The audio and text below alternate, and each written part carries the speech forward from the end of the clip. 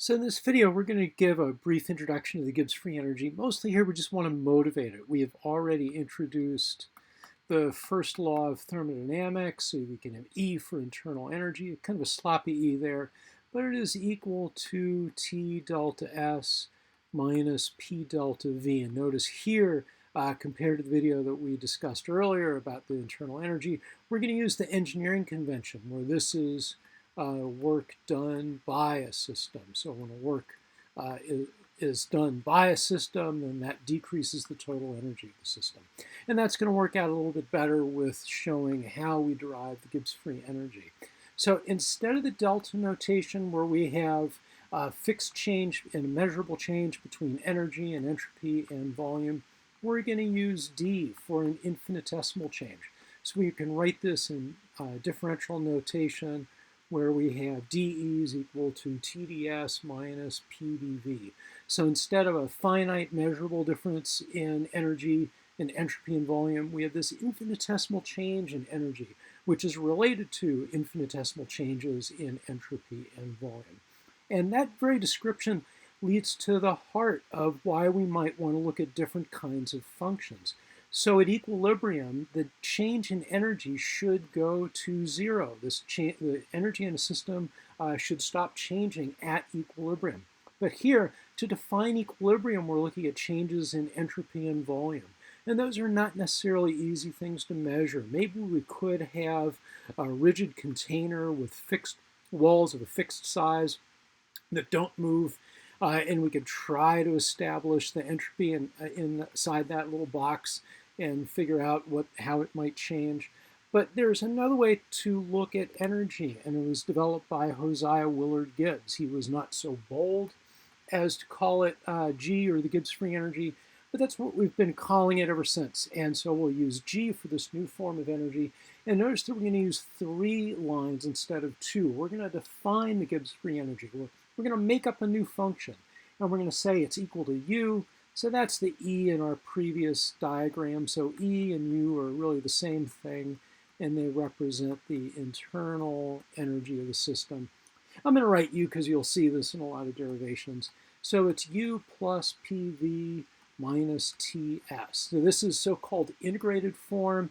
If we take the differential form, then an infinitesimal change in dG would be equal to the similar magnitude of change in du plus PdV plus VdP. So this is the differential form of that, and then minus TdS minus SdT.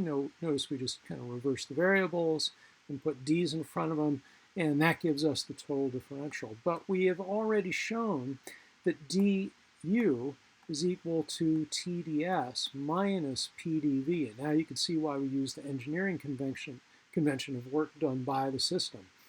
That positive PdV will cancel out with that minus PdV. This positive TdS cancels out with that minus TdS. And so we end up with dG is equal to VdP minus SdT. And notice how handy this is. Now we have a way of establishing equilibrium. So equilibrium will be the case when the change in energy is 0, where we define this in terms of changes in volume and temperature. Those things are much easier to attack. If we use a statistical way of talking about variables, we can rewrite this VdP minus SdT.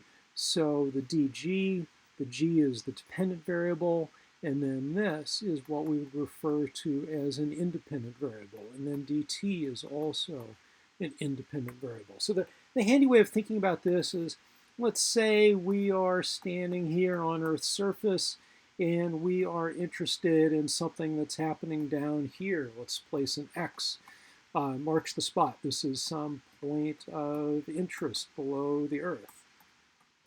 And we might want to know what kinds of chemical reactions might take place and when and how they would approach equilibrium. It would be much easier to define the pressure and temperature of this system and think about how the energy might be minimized in that respect, rather than trying to isolate some fixed volume and think about the entropy changes. So this simply takes the energy changes and translates them into variables that are easier to control in the lab. We can do experiments where we fix the pressure and fix the temperature, and so we can look at how that might affect dG as we do experiments at different pressures and temperatures, or as we look at natural systems in the Earth, and then whether it's on the surface or deep in the Earth, or even in the atmosphere, we could think about changes in temperature and pressure and how those affect the energy of the system. So dG is related to GU, but it represents a different kind of energy. It's an energy that is minimized when we have constant pressure or constant temperature. Or another way to think about it, maybe the easiest way to think about it, is it goes to zero as we go to constant pressure and constant temperature. If there's no change in pressure, then dP is zero. And if there's no change in temperature, then dT also goes to zero. And when those go to zero, then those terms drop out, then dG is zero, and that's when we have equilibrium in a system. So the Gibbs free energy is simply a more convenient way of thinking about identifying equilibrated systems when looking at Earth and geologic processes.